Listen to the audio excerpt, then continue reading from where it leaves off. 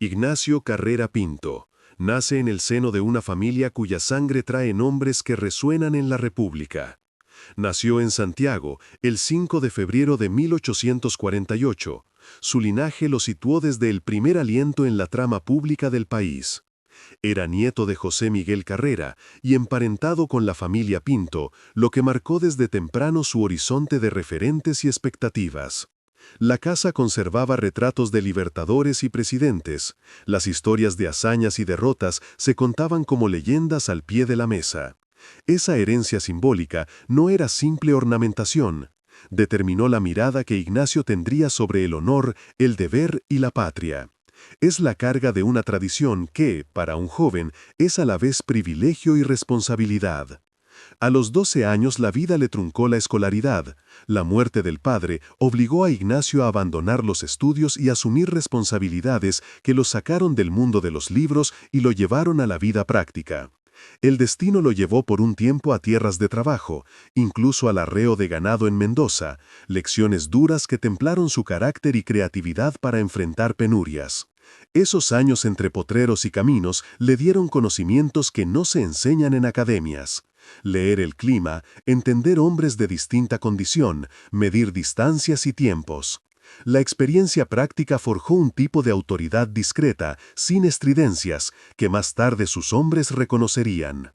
De regreso a la ciudad, Ignacio afronta las obligaciones de su familia: manejar negocios pequeños, sostener parientes, enfrentarse al peso de un apellido que exige prudencia y ejemplaridad. En esos años se le mide la fibra moral. Aprende a actuar con mesura, a priorizar lo colectivo sobre lo fácil. A fines de la década de 1870, la región vive crecientes tensiones alrededor del salitre, fronteras y tratados.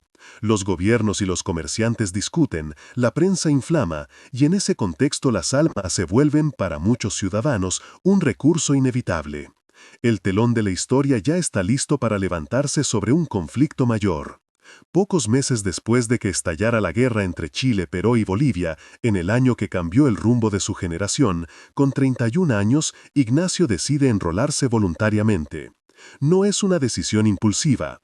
Pesa la herencia, pesa la necesidad de ser consecuente con el linaje y pesa la convicción de que hay causas que reclaman presencia. Esta decisión abre una grieta en la vida que lo llevará lejos del hogar. La transición del traje de ciudad al uniforme de campaña es un rito de paso que transforma la identidad pública.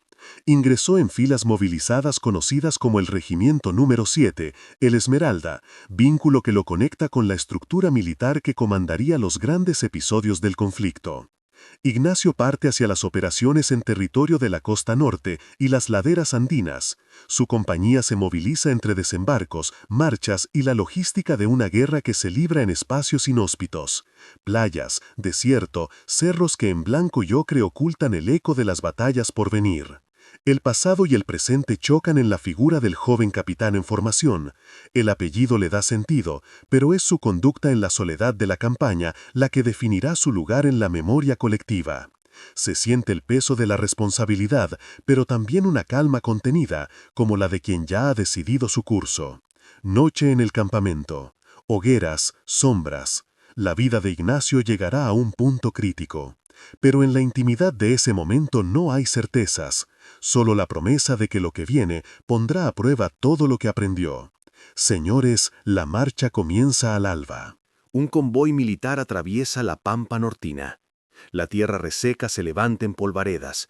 Los hombres avanzan con cantimploras medio vacías, los uniformes pegados por el sudor. Ignacio Carrera Pinto marcha junto a sus hombres, atento, sin gestos grandilocuentes, observando en silencio. El ejército chileno entraba en un escenario despiadado, donde el sol no daba tregua y el horizonte era un espejismo interminable. Fue en las operaciones iniciales de la campaña de Tarapacá, en 1879, cuando la guerra dejó de ser un concepto para convertirse en fuego real. El bautizo de fuego transformó a Carrera Pinto en algo más que un voluntario. Comenzó a destacarse como líder sereno. Ignacio, a diferencia de oficiales altisonantes, prefería compartir la dureza del campamento con sus hombres. Dormía a la intemperie, comía lo mismo que ellos, escuchaba sus quejas. Esa cercanía lo volvió referente. Sus soldados no solo lo obedecían, lo respetaban. En noviembre de 1879, el ejército chileno enfrentó una resistencia feroz. Ignacio, sin vacilar, sostuvo la posición de su compañía. No fueron victorias fáciles. Cada metro ganado costaba vidas. Cada avance estaba empapado en sangre y cansancio. No era un jefe distante, era un camarada que asumía la responsabilidad total sobre cada uno de los suyos. Su autoridad nacía del ejemplo, no del rango. Esa imagen contrastaba con otros estilos de mando, más rígidos y jerárquicos. Carrera Pinto es ascendido a capitán por su conducta ejemplar y valentía. Para él, el ascenso no era privilegio, sino mayor deber.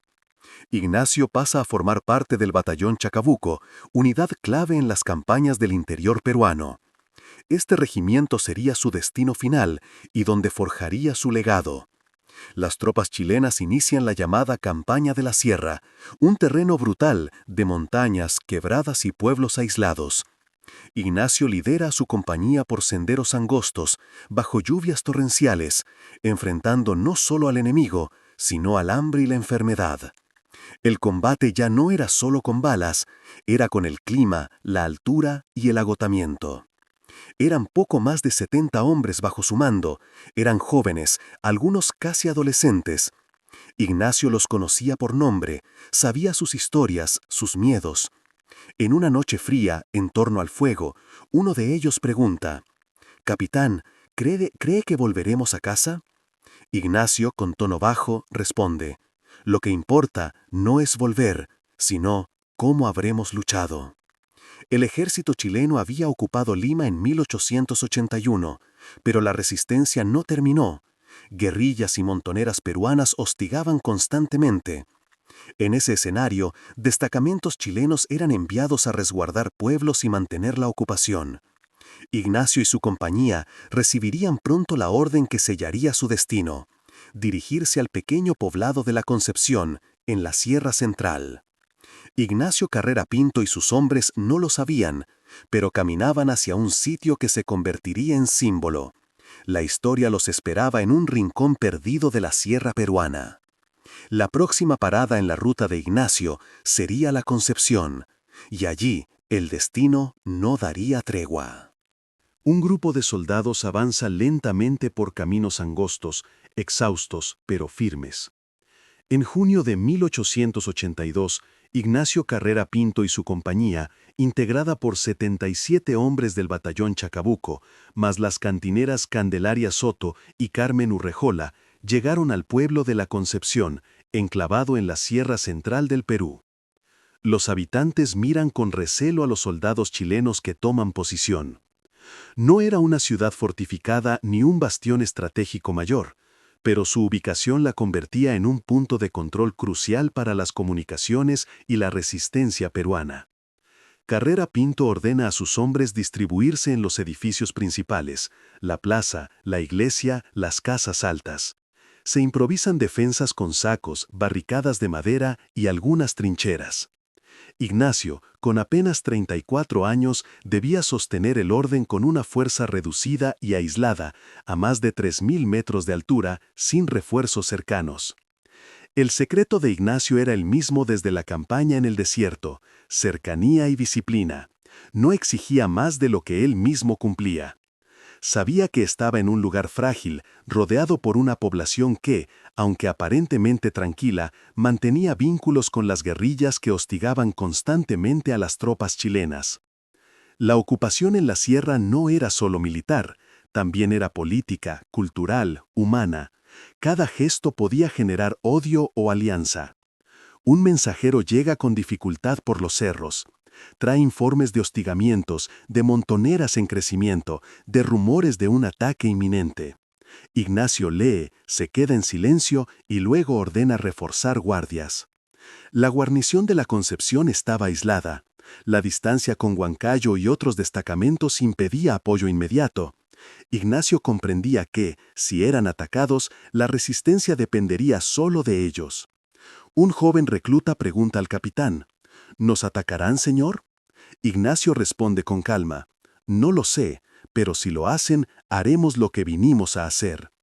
Durante días la calma fue engañosa. Bajo esa quietud la tormenta se preparaba. Tropas peruanas, reforzadas por montoneras locales, comenzaban a organizar un cerco. La guarnición esperaba. Lo que ninguno de esos hombres sabía era que estaban a punto de entrar en una de las jornadas más recordadas de la Guerra del Pacífico, la defensa hasta la muerte del pequeño pueblo de la Concepción. Es domingo, 9 de julio de 1882. En la Plaza de la Concepción, los soldados chilenos comienzan el día con la rutina habitual: limpieza de fusiles, desayuno ligero, patrullas breves. Nada anunciaba aún que aquel día la vida de 77 hombres quedaría grabada en la historia. Un campesino se aleja apresuradamente del pueblo. Poco después, en las colinas, aparecen figuras armadas. Los centinelas dan la alarma. Ignacio Carrera Pinto sube al campanario de la iglesia, observa con calma los movimientos enemigos y ordena: todos a sus puestos, nadie se mueva sin mi orden. Columnas de guerrilleros y tropas regulares peruanas rodean la Concepción. Eran cerca de 1000 hombres contra 77. La desproporción era brutal. La compañía chilena estaba sola, aislada, sin refuerzos posibles. Y aún así, nadie pensó en rendirse. Se escuchan descargas cerradas. Los chilenos responden desde las barricadas. El polvo se levanta, el eco de los cerros multiplica el estruendo. Un soldado cae herido. Ignacio lo ayuda a reponerse. Era el inicio de un asedio que se prolongaría 2 días completos. Los peruanos intentan incendiar casas para desalojar a los defensores. Ignacio reorganiza las líneas, distribuye la pólvora con precisión. Grita: «¡Aguanten, que cada bala cuente!». El enemigo es numeroso, pero los defensores aprovechan cada rincón del pueblo. La táctica del fuego buscaba asfixiar y desorganizar, pero entre el humo y la ceniza, los chilenos resistían, disparando con precisión casi imposible. El sol cae tras los cerros. Los hombres de Carrera Pinto, exhaustos, apenas han probado bocado. Se cuentan las municiones, quedan pocas. El capitán, consciente de la situación, reúne a sus oficiales y declara: «Si caemos, será peleando hasta el último cartucho». Oscuridad. Llamas iluminan los muros ennegrecidos. Los gritos de los atacantes se mezclan con los quejidos de los heridos. Aquella noche, el fuego no se apagó. Las tropas peruanas presionaban sin descanso. Adentro, cada soldado chileno sabía que el amanecer traería una prueba aún más dura. Dentro del pueblo, los hombres del Chacabuco apenas tienen balas. Muchos empuñan bayonetas y cuchillos. Carrera Pinto los anima con voz firme: «Hoy defenderemos hasta el final lo que hemos jurado». No había retorno. El combate se transformaba en resistencia desesperada. Los peruanos concentran el ataque en la iglesia, donde se han atrincherado los últimos hombres. El techo comienza a arder. Los defensores disparan desde las ventanas, cubiertos de ceniza y sudor. Un soldado reza en voz baja mientras apunta su rifle. Una bala hiere a Ignacio, pero sigue en pie.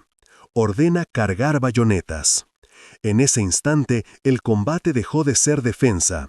Fue una carga de honor, un gesto que los condenaba y a la vez los inmortalizaba. Los hombres del Chacabuco, con Carrera Pinto al frente, irrumpen hacia la plaza envueltos en llamas y humo, gritando al unísono. El sonido de los disparos se mezcla con tambores y un silencio repentino. La compañía de la Concepción luchaba sus últimas horas. El desenlace estaba escrito en fuego y sangre. Es la mañana del 10 de julio de 1882. Apenas quedan unos pocos cartuchos. Ignacio Carrera Pinto, herido, se apoya en la pared, pero mantiene la mirada fija en sus hombres. 77 habían iniciado la defensa. Menos de la mitad seguían en pie. Los soldados, extenuados, rodean al capitán. Ignacio dice con voz ronca: «Hasta el último hombre, ninguno se rendirá». Era la confirmación de un juramento que se convertiría en símbolo. Los chilenos se lanzan desde la iglesia incendiada hacia la plaza. No hay ya pólvora. Usan bayonetas, culatas, hasta piedras. El contraste es brutal. Un puñado de hombres contra cientos. No era una batalla, era un sacrificio consciente.